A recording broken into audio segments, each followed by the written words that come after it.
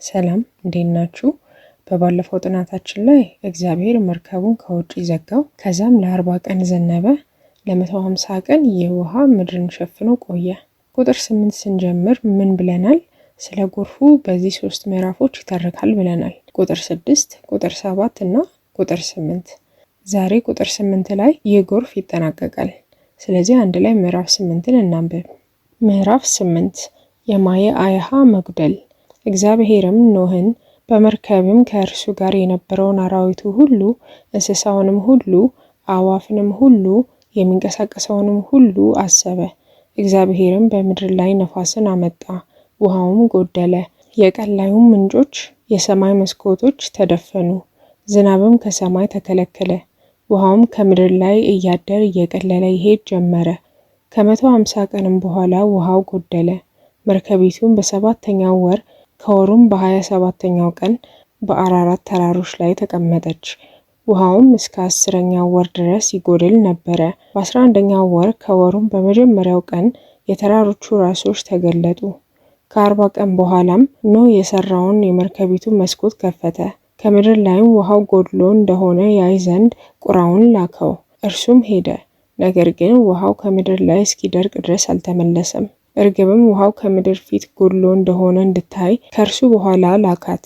ነገር ግን እርግብ እግሯን የምታሳርፍበት ስፍራ አላገኘችም። ወደ እርሱም ወደ መርከብ ተመለሰች።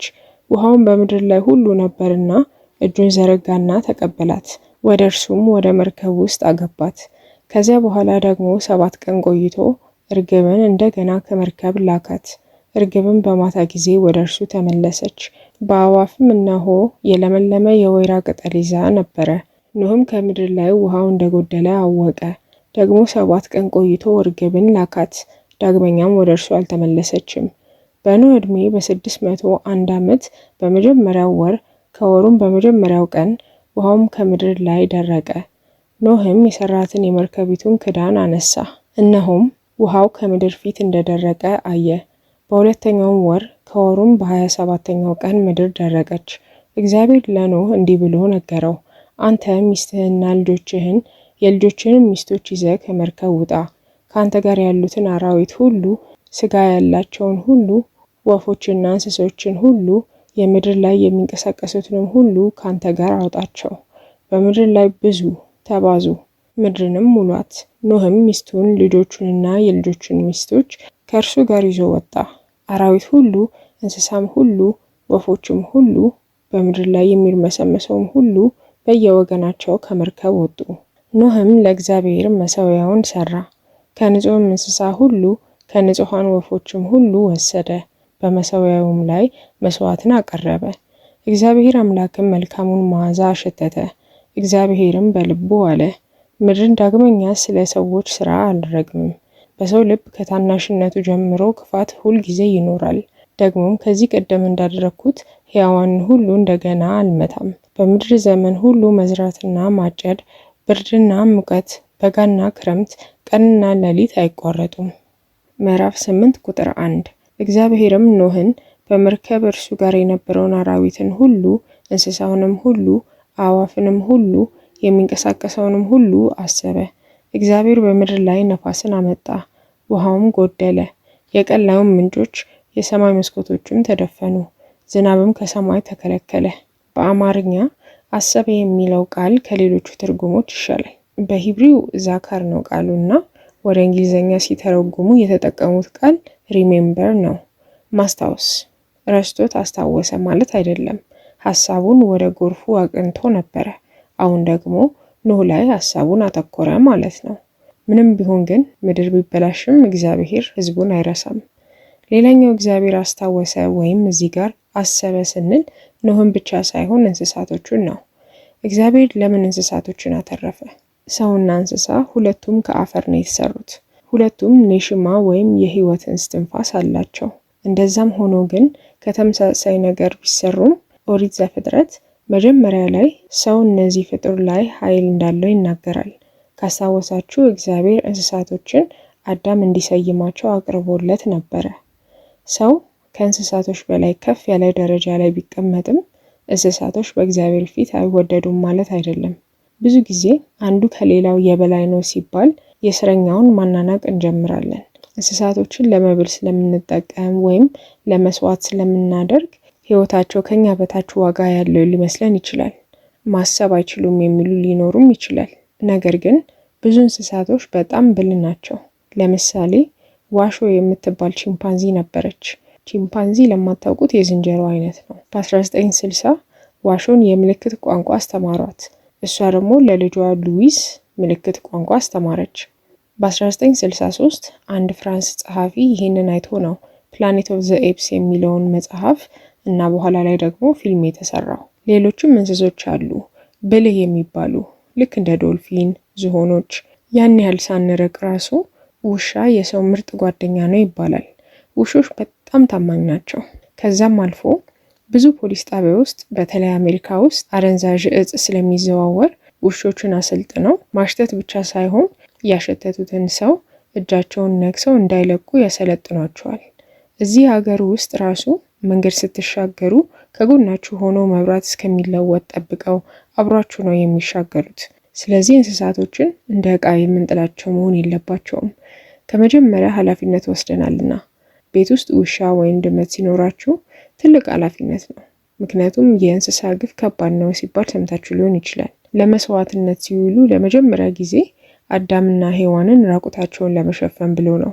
የዛን ጊዜ በደስታ አይደለም፣ ሐዘን ነበረ። እንስሳቶች ከዛ ቀን በኋላ ነው የሰውን ኃጢአት ለመሸፈን መስዋዕት የሆኑት። ሌላኛው እዚህ ቁጥር ላይ የምናየው ንፋስ የሚለው ቃል ነው። በሂብሪው ሩዋክ ይባላል። ሩዋክ ብዙ ጊዜ የእግዚአብሔርን መንፈስ ለመግለጽ የምንጠቀመው ቃል ነው። በሂብሪው ሩሃ ሃኮዴሽ ማለት መንፈስ ቅዱስ ማለት ነው። ስለዚህ ንፋስ አለ፣ ግን ይህ ንፋስ መንፈሳዊ ይዘት እንዳለው ያሳየናል።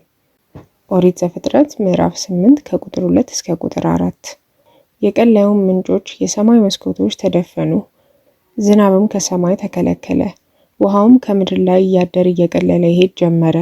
ከ150 ቀንም በኋላ ውሃውም ጎደለ። መርከቢቱ በሰባተኛው ወር ከወሩም በ27ኛው ቀን በአራራት ተራሮች ላይ ተቀመጠች። በአማርኛው ትርጓሜ የኖህ መርከብ ያረፈው በሰባተኛው ወር በ27ኛው ቀን ነው ይላል። ነገር ግን በሂብሪው በ17ኛው ቀን ነው ይላል። ይህ የቀን ልዩነት በስህተት ይሁን በምክንያት አላውቅም። ለዚህ መልስ የሚያውቅ ኮመንት ላይ መልሱን አጋሩን።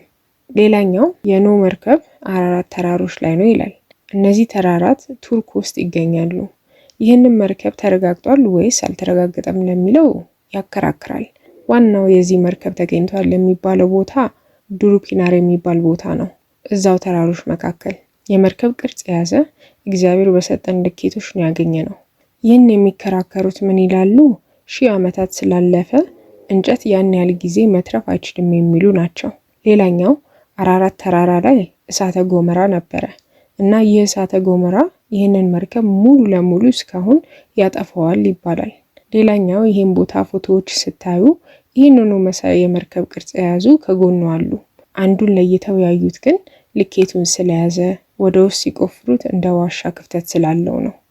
ኦሪት ዘፍጥረት ምዕራፍ 8 ከቁጥር 5 እስከ ቁጥር 14 ውሃውም እስከ 10ኛው ወር ድረስ ይጎድል ነበረ። በ11ኛው ወር ከወሩም በመጀመሪያው ቀን የተራሮቹ ራሶች ተገለጡ።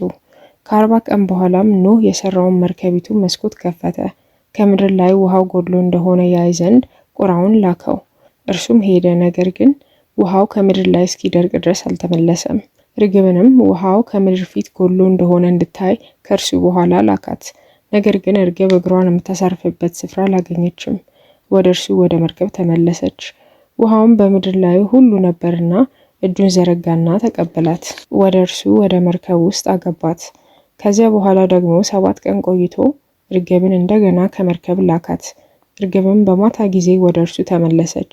በአዕዋፍም እነሆ የለመለመ የወይራ ቅጠል ይዛ ነበረ። ኖህም ከምድር ላይ ውሃው እንደጎደለ አወቀ። ደግሞ 7 ቀን ቆይቶ ርግብን ላካት። ዳግመኛም ወደ እርሱ አልተመለሰችም። በኖህ ዕድሜ በ601 ዓመት በመጀመሪያው ወር ከወሩም በመጀመሪያው ቀን ውሃው ከምድር ላይ ደረቀ። ኖህም የሰራትን የመርከቢቱን ክዳን አነሳ፣ እነሆም ውሃው ከምድር ፊት እንደደረቀ አየ። በሁለተኛውም ወር ከወሩም በ27ኛው ቀን ምድር ደረቀች። የኖህ መርከብ ቅድም አረፈ ብንልም ወዲያው ከመርከቡ አልወጡም። 40 ቀን ቆዩ። ከዛ ኖህ ቁራ ላከ። ቁራ የሞተ እንስሳ የሚበላ ወፍ ነው። ስለዚህ ሳይመለስ ሲቀር ምግብ ወይም ሬሳ አግኝቷል ማለት ነው። ቁራ ንጹህ ወፍ አይደለም። ኦሪት ዘሌዋውያን ላይ ስንገባ ንጹህ እንስሳ የሆነና ያልሆነ ምን ማለት እንደሆነ በጥልቅ እንገባበታለን። ለአሁኑ ማወቅ ያለብን ቁራ ንጹህ ወፍ አይደለም። ቀጥሎ የላከው እርግብ ግን ንጹህ ወፍ ነው። እርግቧ ማረፊያ ስለሌላት ተመለሰች። ከ7 ቀን በኋላ ድጋሜ ላካት። የወይራ ቅጠል ይዛ መጣች። የወይራ ዛፎች ጎርፍ አይፈሩም እንደሌሎች ዛፎች፣ ምክንያቱም ውሃ ስር ሆነውም የለመለመ ቅጠል ማፍራት ይችላሉ። እርግቢቷ ቅጠሉን ይዛ ከመጣች ከ7 ቀን በኋላ መልሶ ላካት። ወደ እሱ ግን አልተመለሰችም። የዛኔ ሙሉ ለሙሉ ውሃው እንደወረደ አወቀ። በትክክለኛ መቼ ቀን እንደደረቀ ግን ቁጥር 13 እና 14 ላይ ይናገራል። በመጀመሪያው ወር የመጀመሪያው ቀን ውሃው ከመሬት ጠፍቷል። በሁለተኛው ወር በ27ኛው ቀን መሬት ሙሉ ለሙሉ ደርቋል። በ27 ነው ኖህ ከመርከቡ የወጣው። ኦሪት ዘፍጥረት ምዕራፍ 8 ከቁጥር 15 እስከ ቁጥር 20። እግዚአብሔርም ለኖህ እንዲህ ብሎ ነገረው፣ አንተ ሚስትህንና ልጆችህን የልጆችህንም ሚስቶች ይዘህ ከመርከብ ውጣ። ከአንተ ጋር ያሉትን አራዊት ሁሉ፣ ስጋ ያላቸውን ሁሉ፣ ወፎችንና እንስሳቶችን ሁሉ፣ በምድር ላይ የሚንቀሳቀሱትንም ሁሉ ከአንተ ጋር አውጣቸው። በምድር ላይም ብዙ ተባዙ፣ ምድርንም ሙሏት። ኖህም ሚስቱን ልጆቹንና የልጆቹንም ሚስቶችን ከእርሱ ጋር ይዞ ወጣ። አራዊት ሁሉ፣ እንስሳም ሁሉ፣ ወፎችም ሁሉ፣ በምድር ላይ የሚርመሰመሰውም ሁሉ በየወገናቸው ከመርከብ ወጡ። ኖህም ለእግዚአብሔር መሠዊያውን ሰራ። ከንጹህ እንስሳም ሁሉ ከንጹሃን ወፎችም ሁሉ ወሰደ። በመሠዊያውም ላይ መስዋዕትን አቀረበ። አዲስ ሰው ለመሆን የተበላሸውን ማንነታችን መወገድ አለበት። ትምህርት ቤት ስለ ቆዳችን ስንማር ራሱ የቆሸሸው የድሮ የቆዳችን ሴሎች ተገፍተው ወደ ውጪ ይለቀቃሉ። ከውስጥ ደግሞ አዲስ ይሰራል። ሰውነታችንም ስንታጠብ ይሄም ሙሉ ቆሻሻ አስወግደን ስንጨርስ ንጹህ ስሜት ይሰማናል። እንደ አዲስ እንደጀመርም ማለት ነው። አዲስ ኪዳን ዮሐንስ መጽሐፍ ላይም ኢየሱስን በምሳሌው አነጋገር ምን ይላል? በእኔ የሚያምን የህይወት ውሃ ወንዝ ከሆዱ ይፈልቃል ይላል። ኢየሱስን ስንቀበል የድሮ የሰው ባህሪያችንን በዚህ የህይወት ውሃ ማንጻት እንደሚቻል ይነግረናል። ጸበል ስንጠመቅም ይህንን ሀሳብ መሰረት ያደርጋል። ሌላኛው ኖህ ከመርከቡ ሲወርድ መጀመሪያ ያደረገው ነገር ምንድን ነው? መስዋዕት ማቅረብ። እግዚአብሔር እኛን እንዳሰበን እሱን ማሰብ። ለምን መስዋዕት ለሚለው ጥያቄ እግዚአብሔር ኃጢአትን አይደለም የሚያጠፋው፣ የኃጢአት ውጤቶችን እንጂ። ክፋት ያላቸው፣ ለሌሎች መንቆርቆር የማይችሉና አእምሮ የሌላቸው። በእንግሊዝኛ ቃሉ ማይንድለስ ነው። ማይንድለስ ሲባል በተለይ ወጣቶች ማይንድለስ ስክሮሊንግ ሲባል ሰምታችሁ ሊሆን ይችላል። በአሁኑ ዘመን አብዛኞቻችን አእምሮ እንደሌለን ነው የምንቀሳቀሰው። ቲክቶክ፣ ኢንስታግራም ላይ ለብዙ ሰዓት ያለምንም ሀሳብ ስክሮል ማድረግ፣ ምን እያየ እንደሆነ ራሱ ሳንጠይቅ አልጎሪዝም አካለቢስ እንደሆነን ይመስል ቁጭ አድርጎ ያበላናል። አካለቢስ የሆንበትም በጭንቅላት ነው። ምክንያቱም አልጎሪዝም ብዙ ጊዜ የሚጠቅም ነገር አያሳየንም። ጭንቅላታችንንም የሚያሰራ ሳይሆን የሚያደነዝዝ ነገር ነው የሚሰጠን። ከትክክለኛ እጽ ምን ለየው?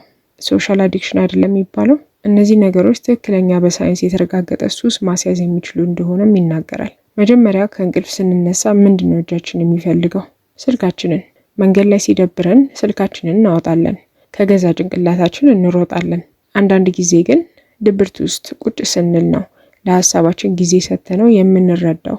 አለበለዚያ ራሳችንን ካላወቅ ነው ለምንድነው ግን ይሄንን የማደርገው? ለምንድነው ግን የማልለወጠው? ለእነሱ ጥያቄዎች መልስ አይኖሩንም። እዚህ ሀገር ብዙም አልተለመደም። ትምህርቱም ሐኪሞቹም ቢኖሩም ብዙ ሰው የለም ቴራፒስት ያለው። ቴራፒስቶች ምንድነው የሚያደርጉት? ቁጭ ትላለ ወይም ትያለሽ፣ ከዛ ሀሳባችን ውስጥ ያለውን ሁሉ ያለምንም ትኩረት የሚስብ ነገር እናወራለን። ቴራፒስቶች ልክ እንደ መስታወት ናቸው። ራሳችንን መልሰው ያሳዩናል።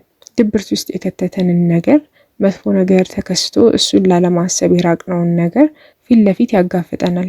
የሚቸግረን ነገር ፊት ለፊት ካልተጋፈጥ ነው ህይወታችን ሙሉ ስንሮጥ እንውላለን። ስለዚህ አእምሮ ይኖረን፣ እንዳናስብ ከሚያደርጉን ነገሮችም እንራቅ። ቲክቶክ ለብዙ ዓመታት የለመደ ሰው አንድ ፊልም ማየት ሊከብደው ይችላል።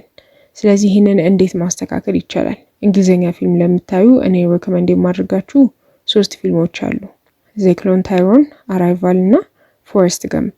ጥሩ ነገር ያስተምሩናል። አስበን ለማናቃቸው ነገሮችም ጊዜ ይሰጣል። ከፊልም ተነስቶ ደግሞ ቀስ በቀስ ወደ መጽሐፍ ማንበብ መሞከር የበለጠ ጭንቅላታችንን እያሰራ መረጋጋትንም አብሮ ያስተምረናል። ማንኛውንም ልቦለድ የሆነውም ያልሆነውም ማንበብ ከቻልን አንባቢዎች ነን። ስለዚህ የትምህርት ቤት መጽሐፍ አንብቦ መረዳት አይከብደንም። ከአስተማሪው በፊት ቀድመን ለማንበብም ፍላጎት ይኖረናል። ይህንን ችሎታ ካላዳበርን ግን ከአስተማሪ ኖት ብቻ ስላይድ ካልሰጡን መጽሐፉን ከፍተን የማንበብ ፍላጎትም አይኖረንም። ለዚህ ሀሳብ ይህን ያህል ጊዜ ወስጄ ያወራሁበትን ምክንያት እነዚህ ነገሮች የሚያጠቁት ወጣቶችንና ልጆችን ነው። መሰረታቸው ተበላሽተው ካደጉ አይ ማንበብ አልችልም፣ ትምህርት አይገባኝም፣ መማር አልወድም የሚል ህዝብ እየበዛ ይመጣል። ወደ መጽሐፍ ቅዱስ ስንመለስ ኖህ መስዋዕት ከንጹህ እንስሳቶች ለእግዚአብሔር አቀረበ። እግዚአብሔር እነዚህ እንስሳቶች ላይ ምን አይቶ ነው ንጹህ የሆኑ እና ያልሆኑ ብሎ የከፋፈለው ለሚለው ጥያቄ ብዙ ግምቶች አሉ። ነገር ግን የተረጋገጠ ነገር የለም። የምናውቀው ግን ንጹህ የሆኑትም ያልሆኑትም ቦታ አላቸው። ምክንያቱም ለምን ንጹህ የሆኑትን ብቻ መርከብ ውስጥ አልገቡም ብለን ልንጠይቅ እንችላለን። አንዱ እዚህ ጋር ንጹህ አይደለም የተባለው ቁራ ነው። ጥንብ አንሳ ወይም በእንግሊዝኛ ስካቬንጀር ነው። ስካቬንጀሮች የሞቱ እጽዋትንና እንስሳትን ነው የሚበሉት። አንዳንዴም የተፈጥሮ የጽዳት ቡድን ይባላሉ። ከጎርፉ በኋላ ያ በሙሉ ሬሳ ሰው ሳይሆን እነዚህ እንስሳቶች ናቸው ያጸዱት።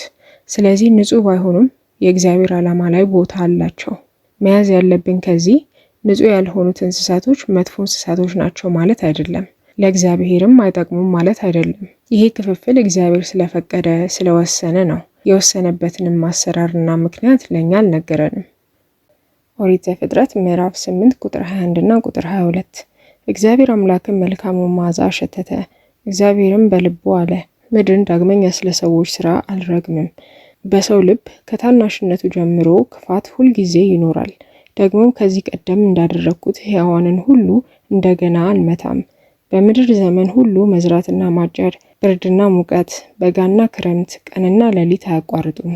እግዚአብሔር ቀጥታ ነገረን። የሰው ልብ ከልጅነቱ ጀምሮ ሁልጊዜም ክፋት እንዳለው። አንድ እዚህ ጋር የምናስተውለው እግዚአብሔር ስለ ክፋት ሲናገር ሰይጣንን አልወቀሰም፣ ስሙንም አልጠቀሰውም። ምክንያቱም ሰይጣን ክፋትን አልፈጠረም። ሰው ለክፋት ያለውን ዝንባሌ በማታለል አጎላው እንጂ። ያ ማለት ግን የሰው ልብ 100% ሙሉ ለሙሉ ክፋት ነው ማለት አይደለም። የሁለትዮሽ ደንብ አስታውሱ። ክፋት ካለ ምን አለ? በጎ አለ። ስለዚህ ሰው ሲወለድ ክፋትም ጥሩነትም ኖሮት ነው የሚወለደው። ሌላው እዚህ ጋር የምናየው እግዚአብሔር ቃሉን ይሰጠናል፣ እንደዚህ ሕያዋን ሁሉ አንመታም በማለት። እዚህ ጋር ምን ጥያቄ ሊነሳ ይችላል? አሁንም ጎርፍ አለ። ቃል ከተገባ ለምን ጎርፍ ይኖራል የሚለው ነው። ምክንያቱም ምንድነው የሚለው መጽሐፍ ቅዱስ ላይ? ሕያዋንን ሁሉ። ያ ማለት ሁላችንም ለማጥፋት እንደዚህ አይነት ጎርፍ ዳግም መልሶ አይመጣም በማለት ነው። በአየር ንብረት የሚመጣው ጎርፍ ቢኖርም እዚህ ምድር ላይ ያለውን ሕይወት ሁሉ ማጥፋት የሚችል አይነት ያን ያህል ጎርፍ እንደማይደገም ይነግረናል። መዝሙረ ዳዊት ምዕራፍ 104 ቁጥር 9 ስለ ውቅያኖሶች ሲያወራ እንዳያልፉም ድንበር አድርግላቸው ምድርን ይከድኑ ዘንድ እንዳይመለሱ ይላል። ሌላ እዚህ ጋር የምናየው እኛ ከአዳም ይልቅ ለኖህ እንቀርባለን። ምክንያቱም እግዚአብሔር አዳምን ሁሉም ነገር ወደ ተስተካከለበት ምድር ነው ያስቀመጠው። ኖህ ግን ሲወለድ ኃጢአት ወደ ተሞላበት ምድር ነው የተወለደው። ከዚህ በኋላ ያለውን ምዕራፍ እግዚአብሔር እንዴት ከጎርፉ በኋላ ያለውን ምድር እንደሚመራ ያሳየናል። እንደ አዳም ጊዜ አይሆንም። ስለዚህ በሚቀጥለው ጥናት ከጎርፉ በፊት ያለው ምድር እና ከጎርፉ በኋላ ያለው ምድር እንዴት እንደሚለያይ እናያለን። ለዛሬ ያለን ጊዜ እዚህ ጋር ያበቃል። በሚቀጥለው ጥናት እስከምንገናኝ ድረስ መልካም ሳምንት።